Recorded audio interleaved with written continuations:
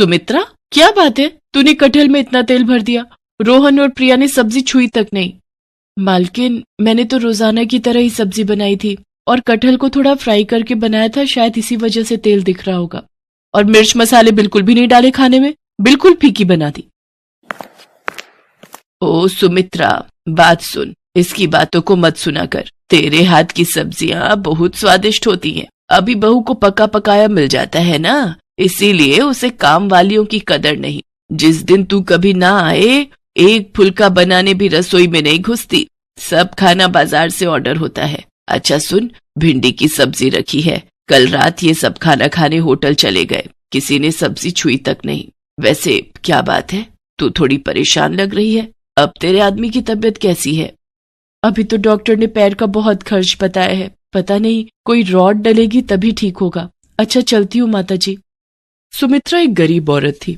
जब से उसके पति के पैर का एक्सीडेंट हुआ है, तब से वो मजबूरी में यहाँ कोठी में रोटी बनाने का काम कर रही है। सुमित्रा की मालकिन शोभा अच्छे स्वभाव की नहीं है, पर सुमित्रा अकेली ही कमाने वाली है, इसीलिए वो यहाँ काम करके 2 पैसे कमा लेती है। माँ, आज बहुत देर लगा दी, मुझे बहुत भूख लगी थी, घर में कुछ भी खाने को नहीं रखा है। माँ, ये क्या लाई हो? ये मैं भिंडी की सब्जी लाई हूँ। तुम्हें भिंडी पसंद है ना? मैं अभी तुम दोनों के लिए और तुम्हारे पापा के लिए रोटी सेक देती हूँ, फिर गरम गरम रोटी भिंडी के साथ खाना। सुमित्रा, आज मेरी इस हालत की वजह से तुम्हें कितने दुख झेलने पड़ रहे हैं। काश उस एक्सीडेंट में मैं मर ही जाता। खबरदार, जो ऐसी बात कही, आज कह दिया, आगे से मत कहना। अरे तुम ही तो मेरा संसार हो, तुम्हारे बिना तो हम तीनों नहीं रह सकते। देखना, एक दिन तुम जरूर ठीक हो जाओगे। सुमित्रा बहुत हिम्मत वाली थी। वो अपने पति को हमेशा हिम्मत देती रहती थी, पर एक दिन सुमित्रा की हिम्मत खुद ही टूट गई जब उसकी मालकिन ने अचानक से उसे नौकरी से निकाल दिया। पर मालकिन, कोई कमी है तो वो बता दो, मैं वो दूर कर दूंगी। ऐसे अचानक से आप मुझे नौकरी से निकाल दो कि मेरे पास कोई और घर भी नहीं है काम करने का। मेरा बहुत नुकसान हो जाएगा मालकिन। अरे शोभा, एक बार सोच ले, अगली बेचारी को कितने समय से तूने काम पर रखा हुआ है और अचानक से तू इसे निकाल रही है। इसका पति वैसे ही बीमार है, घर में 2 छोटी छोटी बच्चियां भी हैं। ऐसे किसी के पेट पर लात क्यों मार रही है? माँ जी, आप चुप रहिए। आपको ज्यादा पता है या मुझे पता है इस घर का? सुमित्रा, मैंने तुम्हारा हिसाब कर दिया है। ये तुम्हारे इस महीने के 2 दिन आई हो, तुम ये 2 दिन के रुपए ले जाओ, कल से मत आना। सुमित्रा रोती हुई घर चली जाती है। घर पहुंचकर वो अपने पति को सारी बात कहती है। वो भी ये सब सुनकर बहुत परेशान हो जाता है। अचानक से सुमित्रा को कौन काम देगा? हर कोई एकदम से विश्वास भी नहीं करता, और वो भी एक रोटी बनाने वाली पर। सुमित्रा शाम का खाना बना रही थी कि तभी उसके दरवाजे पर खटखट होती है। अरे माताजी, आप? और इस समय? आइए, अंदर आइए। सुमित्रा, आज सुबह शोभा ने जो भी किया उस बात से मुझे बहुत ठेस पहुंची है। मैं मंदिर के लिए निकली थी, पर मेरा मन मंदिर में भी नहीं टिक रहा था, इसलिए मैं तुमसे मिलने चली आई। मैं शोभा को तो नहीं सुधार सकती, पर मैं तुम्हें एक सलाह देना चाहती हूँ, अगर तुम मानो तो। जी बोलिए माताजी। सुमित्रा, ये 10,000 रुपए रख ले और इनसे खुद का कोई खाने का ठेला लगा ले। वैसे तू छोले भटूरे बहुत ही अच्छे बनाती है, अगर तू चाहे तो छोले भटूरे का ठेला शुरू कर सकती है। आजकल लोग छोले भटूरे खाना बहुत पसंद करते हैं, और आगे सर्दियों के दिन भी आ रहे हैं, तो तेरी अच्छी खासी बिक्री शुरू हो जाएगी। पर माताजी, आप मुझे इतने सारे पैसे दे रही हो, मुझे अच्छा नहीं लग रहा। सुमित्रा, ये पैसे मेरे खुद के हैं, मैंने जोड़े हुए थे, और फिर इन रुपयों की मेरे से ज्यादा तुझे जरूरत है। अब तू देर मत कर, इन रुपयों से जल्दी से छोले भटूरे का ठेला शुरू कर दे, फिर मैं गरम गरम छोले भटूरे खाने आऊंगी। उन रुपयों को देखकर सुमित्रा के मन में हिम्मत जाग जाती है, और वो माताजी को दिल से शुक्रिया करती है। आज मुसीबत की इस घड़ी में माताजी उसके लिए ईश्वर का रूप बनकर आई थी। माताजी की सलाह सुमित्रा और उसके पति को ठीक लगती है, और अगले ही दिन सुमित्रा छोले भटूरे का ठेला लगाने के लिए सारा सामान इकट्ठा कर लेती है, और 2-3 दिन में ही उसका छोले भटूरे का ठेला शुरू हो जाता है। पहले तो कभी नहीं देखा, लगता है बाजार में ये छोले भटूरे वाली नहीं आई है। भैया बहुत ही स्वादिष्ट छोले भटूरे बनाती है, साथ में प्याज, चटनी, अचार और बूंदी का रायता भी 1 प्लेट खाई थी कल मैंने। भैया सचमुच आनंद आ गया बता रहे। अच्छा एक काम करते हैं, 1 प्लेट खा लेते हैं चलकर, गरम गरम है, मजा आ जाएगा। 2 प्लेट छोले भटूरे देना और प्याज और अचार ज्यादा कर देना। ठीक है, अभी देती हूँ। आप दोनों के लिए भैया जी। हमें भी 1-1 प्लेट छोले भटूरे लगा दो। भटूरे थोड़े करारे देना है। सुमित्रा का छोले भटूरे का ठेला चल पड़ता है। उसमें नया आत्मविश्वास पैदा होता है। धीरे धीरे वो छोले भटूरे के ठेले से अच्छे पैसे कमाने लगती है और एक छोटी दुकान किराए पर ले लेती है। अब सुमित्रा की छोले भटूरे की दुकान थी। उसके साथ साथ गाजर का हलवा, मूंग की दाल का हलवा, गुलाब जामुन और कुछ मिठाइयां भी बेचनी शुरू कर दी थी। सुमित्रा ने काफी अच्छे पैसे कमा लिए थे। एक दिन वो माताजी से मिलने गई। नमस्ते मालकिन, वो माताजी से मिलना था। माँ जी का 15 दिन पहले स्वर्गवास हो गया। शुगर बढ़ गई थी और फिर काफी तबीयत खराब होने की वजह से डॉक्टरों ने जवाब दे दिया था। कुछ काम था माँ जी से, मुझे काम से जाना है, मुझे देर हो रही है। माताजी के गुजरने की खबर सुनकर सुमित्रा की आंखों में आंसू आ जाते हैं। आज उन्हीं के कारण उसके पास पैसे और काम था। सुमित्रा जो रुपए माताजी को वापस करने गई थी, उन रुपयों से वो गरीबों में माताजी के नाम का दान करती है ताकि उनकी आत्मा को शांति मिल सके। सुमित्रा के पति के पैर का ऑपरेशन भी ठीक ठाक हो जाता है। अब दोनों पति पत्नी मिलकर छोले भटूरे की दुकान चलाते थे। पर आज भी सुमित्रा माताजी के एहसान को नहीं भूल पाई थी। इसीलिए वो उनकी याद में महीने में 1 दिन छोले भटूरे बनाकर गरीबों में बांटती थी।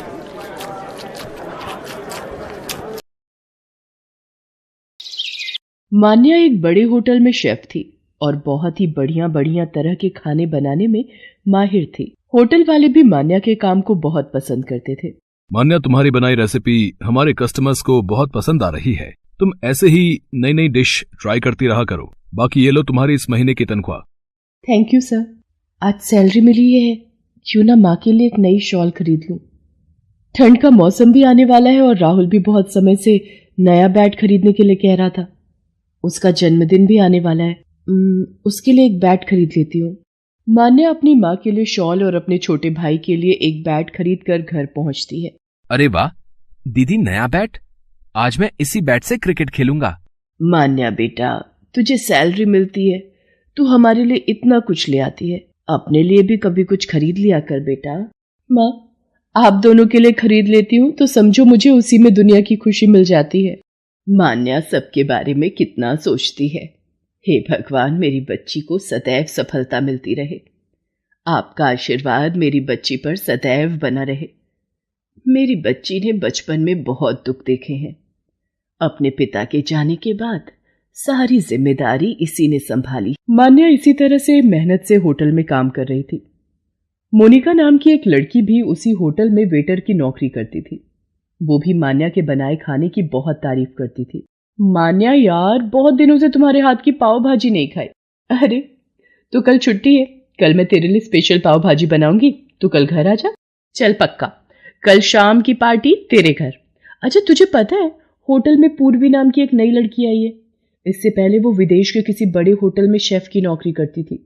बड़ी मॉडर्न टाइप की है। पता नहीं कितने लोग यहाँ पर शेफ की नौकरी के लिए आते हैं।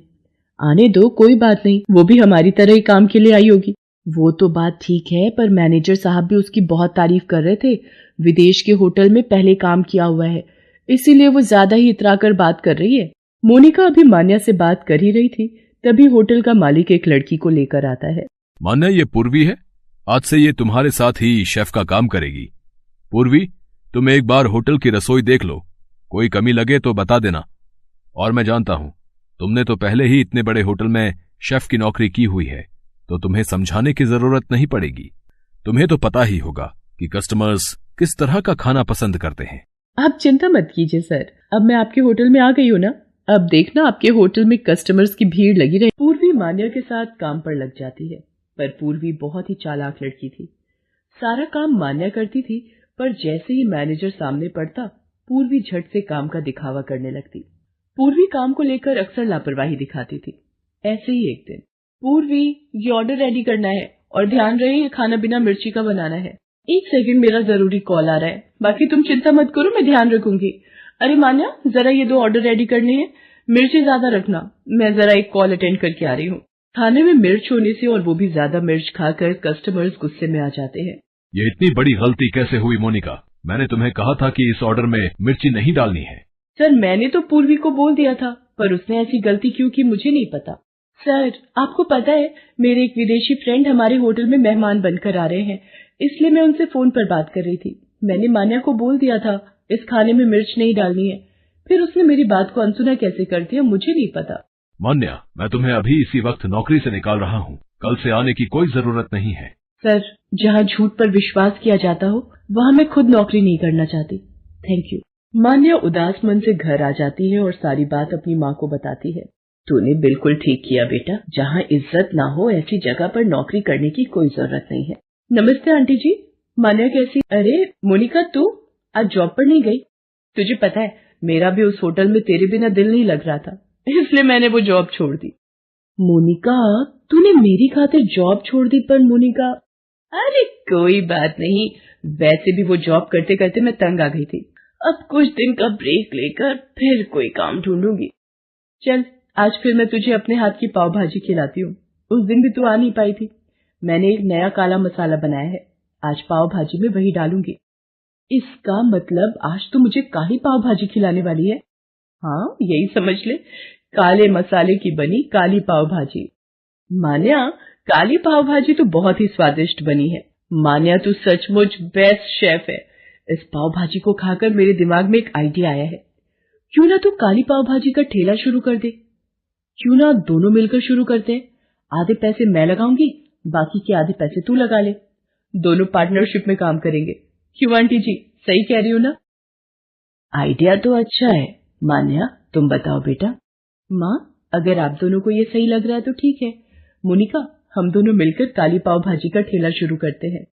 मान्या और मोनिका दोनों मिलकर काली पाव भाजी का ठेला लगा लेते हैं। मान्या के हाथों की बनी काली पाव भाजी लोगों को बहुत पसंद आ रही थी। धीरे धीरे उनके ठेले पर भीड़ बढ़ती जाती है और मान्या और मोनिका की काली पाव भाजी सोशल मीडिया पर फेमस हो जाती है। मान्या, तेरे हाथों में जादू है। आज देख, हमारे ठेले पर कितनी दूर दूर से लोग काली पाव भाजी खाने के लिए आने लगे हैं। ये देख, हमारे ठेले की काली पाव भाजी के सोशल मीडिया पर कितने वीडियोस बने हैं। मोनिका, ये सब तेरे कारण ही संभव हो पाया है। तू अगर मुझे हिम्मत ना देती तो मैं तो बिल्कुल निराश हो गई थी। मान्या, ये तेरा हुनर है जो तुझे यहाँ तक लाया है। अच्छा सुन, मैंने वो तुझे बताया था ना, होटल खोलने के लिए एक अच्छी जगह मिल गई है, आज ही देखने चलते हैं। मान्या के खाना बनाने का हुनर और मोनिका की दोस्ती दोनों जब आपस में मिल गए तो उन दोनों ने अपने काम में सफलता हासिल की और कुछ समय बाद उन्होंने अच्छे पैसे कमाकर एक बड़ा होटल खोल लिया जिसमें सबसे स्पेशल डिश थी काली पाव भाजी।